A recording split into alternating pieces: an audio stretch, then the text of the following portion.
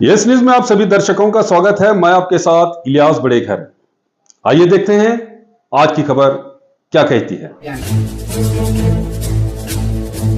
शर्म नहीं तो डूब मरो, शर्म करो, शर्म करो, शर्म करो, शर्म करो, ईडी शर्म करो, ईडी शर्म करो, शर्म नहीं तो डूब मरो, शर्म नहीं तो डूब मरो, जिंदाबाद जिंदाबाद जिंदाबाद जिंदाबाद, एसडीपीआई जिंदाबाद, एसडीपीआई जिंदाबाद, ED Shem Shem, ED Shem Shem, शर्म करो, शर्म करो, शर्म करो, शर्म करो, शर्म नहीं तो डूब मरो, शर्म नहीं तो डूब मरो, बंद करो, बंद करो, बंद करो, नफरत की सियासत बंद करो, नफरत की सियासत बंद करो, बंद करो, बंद करो, बंद करो, बंद करो, ये धमकाने की सियासत बंद करो, ये धमकाने की सियासत बंद करो, वक्त के बिल के खिलाफ बोलेंगे, वक्त के बिल के खिलाफ बोलेंगे, गिरफ्तारी के बाद भी बोलेंगे, गिरफ्तारी के बाद भी बोलेंगे, फैजी साहब को रिलीज करो, फैजी साहब को रिलीज करो, प्रेसिडेंट साहब को रिलीज करो, प्रेसिडेंट साहब को रिलीज करो, ईडी से धमकाना बंद करो, ईडी से धमकाना बंद करो, बंद करो, बंद करो, बंद करो, बंद करो, ईडी से धमकाना बंद करो, ईडी से धमकाना बंद करो, फैजी साहब पर जुल्म करना बंद करो, फैजी साहब पर जुल्म करना बंद करो, वक्त हमारा हक है, वक्त हमारा हक है, रिहा करो, रिहा करो, सदर साहब को रिहा करो, सदर साहब को रिहा करो, रिहा करो, रिहा करो, रिहा करो, रिहा करो, फैजी साहब को रिहा करो, फैजी साहब को रिहा करो, बंद करो, बंद करो, बंद करो, बंद। उसकी वजह यह है कि जो हाल ही में पीर के रोज हमारे नेशनल प्रेसिडेंट एमके फैजी साहब को दिल्ली के एयरपोर्ट में अरेस्ट किया गया ईडी की जानिब से, एक झूठ की बुनियाद पर मनी लॉन्ड्रिंग पीएमएलए के तहत एक मुकदमा दर्ज करते हुए उन्हें अरेस्ट किया गया है। आज हम एसडीपीआई की जानिब से हमारी बीजापुर सिटी से इस बात को कंडेम करते हैं और इस बात की मजम्मत करते हैं और हुकूमत से दरख्वास्त करते हैं कि उन्हें जल्द से जल्द रिलीज किया जाए। देखिए, ईडी को 1 जुलाई 2005 को बनाया गया था इसलिए ताकि जो मनी लॉन्ड्रिंग को हैंडल करने के लिए उसे बनाया गया था, लेकिन आज यही ईडी जब बीजेपी की कठपुतली बनती हुई हमें नजर आ रही है। आज यही ईडी अपने पावर को कहीं ना कहीं गलत इस्तेमाल करते हुए नजर आ रही है। आज यही ईडी हमें हुकूमत के नक्शे कदम पर चलती हुई नजर आ रही है। ईडी एक आजाद इदारा है, ईडी एक इंडिपेंडेंट एजेंसी है जो एक आजादी के साथ काम करने की उसे यहाँ पर एक ये दिया गया है, उसे एक छूट दी गई है। लेकिन आज वही ईडी आज किसी बीजेपी सरकार के बोलने पर नाचती हुई हमें नजर आ रही है। आज हम इस बात की मजम्मत करते हैं और देखिए, ईडी एक कमजोर बनकर काम कर रही है और ईडी की कहीं ना कहीं इज्जत खुद अपनी इज्जत कम करती हुई हमें नजर आ रही है। ये आज की गवर्नमेंट ईडी का पावर कम कर रही है और ईडी की इज्जत को कम करती हुई हमें नजर आ रही है। ईडी को जो बनाया गया था इन्फोर्समेंट डायरेक्टरेट को जो बनाया गया था, इलीगल ड्रग्स रेट को रोकने के लिए बनाया गया था। ईडी को गैर कानूनी पैसों को रोकने के लिए बनाया गया था, करप्शन को रोकने के लिए बनाया गया था, प्रोस्टिट्यूशन को रोकने के लिए बनाया गया था। लेकिन आज यही ईडी करप्शन, एक सबसे बड़ी मोस्ट करप्टेड पार्टी बीजेपी जो हिंदुस्तान की सबसे बड़ी करप्टेड पार्टी है, वही करप्टेड पार्टी की एक कठपुतली बनती हुई आज हमें ये ईडी नजर आ रही है।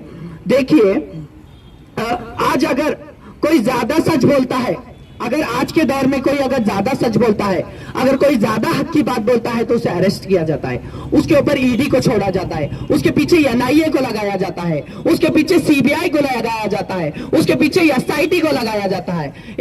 एक सोची समझी साजिश के तहत लोगों को हरास करने की कोशिश की जा रही है और बीजेपी जहां भी इक्तदार में नहीं है, बीजेपी पार्टी जहां भी, जो कोई भी स्टेट में बीजेपी पार्टी इक्तदार में नहीं है, वहां के अपोजिशन लीडर को टारगेट करके उनके ऊपर ईडी को छोड़ा जा रहा है, उनके ऊपर ईडी के केस डालकर डराया जा रहा है। देखिए, 2014 के बाद से जब से नरेंद्र मोदी की सरकार आई है, ईडी के जब से 4% रेट इंक्रीज हो गए हैं, जो भी ईडी के रेट पड़े हैं 4% इंक्रीज हो गए हैं, लेकिन ये सारे रेट 95% जितने भी बीजेपी, जितने भी ईडी रेड डाली है, 95% रेड जितने भी डाले हैं वो सबके सब अपोजिशन लीडर्स के ऊपर डाले गए हैं। सवाल पैदा होता है, आज एक सवाल पैदा होता है कि ईडी बीजेपी के लीडर्स पर रेड क्यों नहीं करती।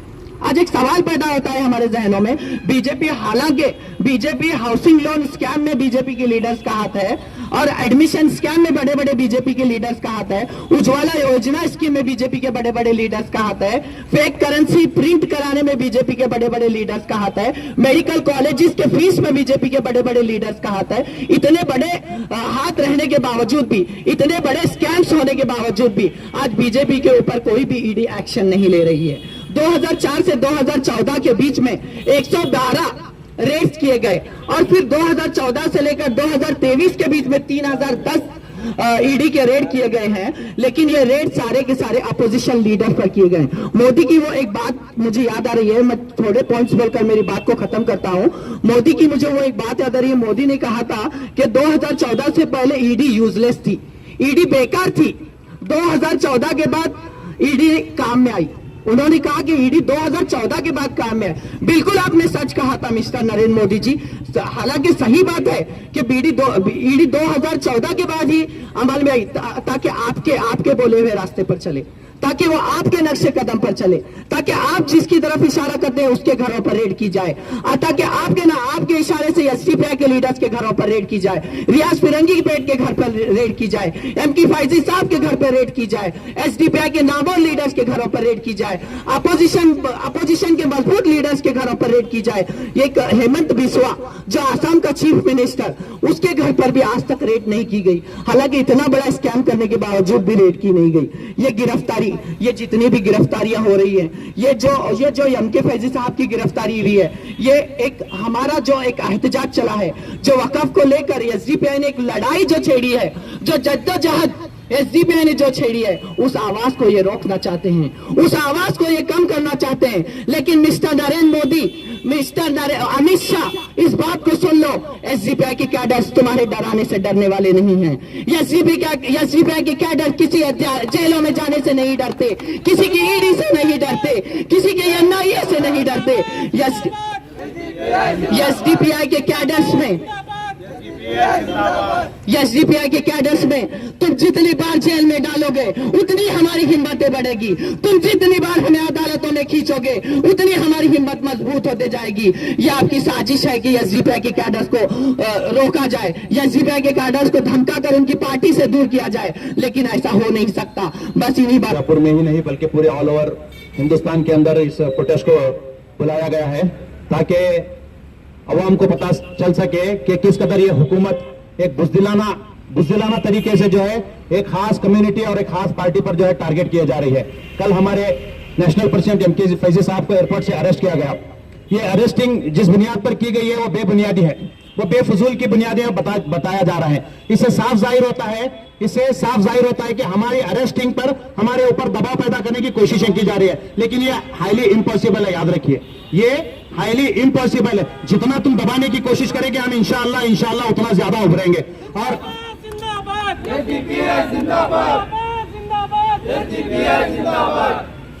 बीजेपी गवर्नमेंट का ये हथकंडा जो ईडी के जरिए अपनाया है, मैं कहना चाहता हूं ईडी ये गवर्नमेंट की एजेंसी नहीं बल्कि गवर्नमेंट की रखेल बनकर काम कर रही है। ये भड़वागिरी गवर्नमेंट की भड़वागिरी करना तुम ईडी वालों बंद करो और अपनी जिम्मेदारियों को समझो। इस देश की अगर भलाई चाहते हो, इस देश के अंदर पुरअमन सुकून चाहते हो, तो अपने मकसद पर और अपने जो है अधिकारियों का सही इस्तेमाल करो। इस तरह किसी कम्युनिटी को टारगेट करना या फिर किसी खास करके पार्टी को टारगेट करना या अपोजिशन को टारगेट कर बार बार उस पर रेड करना ये मुनासिब नहीं है।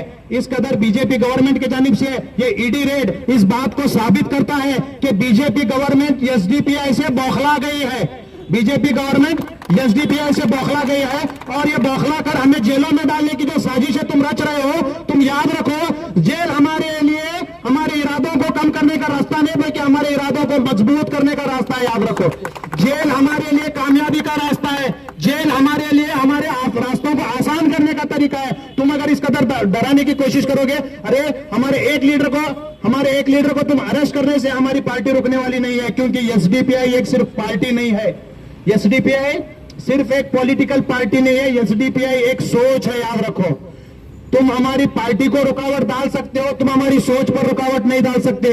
ऐसे कई लीडर हमारे इस कौम के लिए, इस मुल्क के लिए कुर्बानियां देते हुए आज भी जेलों में पड़े हैं, लेकिन हमारे पार्टी का काम कभी ना रुका है ना रुकेगा इंशाअल्लाह। ना कभी रुका है ना कभी रुकेगा। तुम हमारे हौसलों को पस्त नहीं कर सकते। और मैं खास तौर से कहना चाहता हूं, ये ईडी का बेबुजदिलाना तरीका और ये बीजेपी गवर्नमेंट का बुजदिलाना तरीका, ये ईडी का बुजदिलाना तरीका इस बात को साबित करता है कि पिछले दिनों जिस कदर एसडीपीआई ने पूरे मुल्क भर में वक्फ अमेंडमेंट बिल के खिलाफ जद्दोजहद किया, एहतजाज किया और लड़ा, हुकूमत के बिल को एक्सेप्ट नहीं किया, उस बिल को जो है रास्तों पर फाड़कर हुकूमत के मुंह पर मारा। ये इसी का गुस्सा ईडी जो है आज हमारे नेशनल प्रेसिडेंट के जरिए इस पार्टी पर निकालना चाहती है।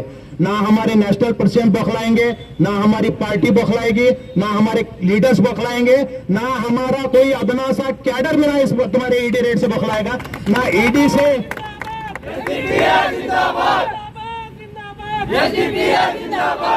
ना ईडी से, ना एनआई से, ना पुलिस डिपार्टमेंट से। तुम अगर गवर्नमेंट की किसी भी ऐसी एजेंसियों को लेकर हमें डराने की कोशिश करोगे तो हम डरने वाले नहीं हैं, क्योंकि हमें मालूम है हमारी मंजिल जेल है, हमारी मंजिल जेल है। हम जेल भरने के लिए तैयार हैं, हम घरों में बैठने के लिए, अपने नरम गद्दों में सोने के लिए नहीं है। और मैं खास कर मुसलमान कम्युनिटी से कहना चाहता हूं और उन जिम्मेदारों से कहना चाहता हूं जो वक्फ के कुर्सियों पर बैठे हुए हैं, वक्फ के कुर्सियों पर बैठे हुए जिम्मेदारान, मेरी बात को कान खोल कर सुनो। ये तुम्हारी लड़ाई है। तुमने जिस कदर वक्फ के वहां पर बैठकर अपनी जिम्मेदारियों को ना निभाते हुए वक्फ की जमीन को आज हुकूमत की नजर पर लाने की जो कोशिशें तुम लोग कोशिशें कर रहे हो, ये उसी कोशिश को जो है नाकाम करने के लिए हमारे पार्टी के लीडर्स ने, हमारे पार्टी के कैडर्स ने आवाज उठाई थी। आज इसी के चलते आज इन्होंने एसडीपीआई को टारगेट करते हुए आज हमारे नेशनल प्रेसिडेंट साहब को अरेस्ट किया है। लेकिन हम इस लड़ाई को छोड़ेंगे नहीं।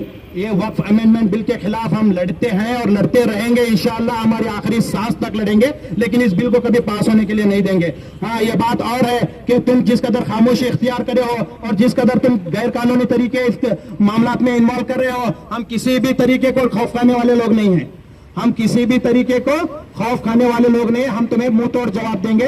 हम इंशाअल्लाह इस प्रोटेस्ट को, अगर हमारे सदर साहब को, अगर हमारे नेशनल प्रेसिडेंट एमके फैजी साहब को अगर रिलीज नहीं किया गया तो मुल्क भर में बड़े पैमाने पर प्रोटेस्ट किया जाएगा और मुल्क भर में आंदोलन किया जाएगा। हमारे लिए हमारे पार्टी का एक एक कैडर तक अहमियत रखता है। वो तो हमारे दिलों में बसने वाली हमारी जान कहलाते हैं। वो जो एमके फैजी साहब हैं, उनके लिए हम अपनी जान भी फिदा करने के लिए तैयार हैं। अस्सलाम वालेकुम।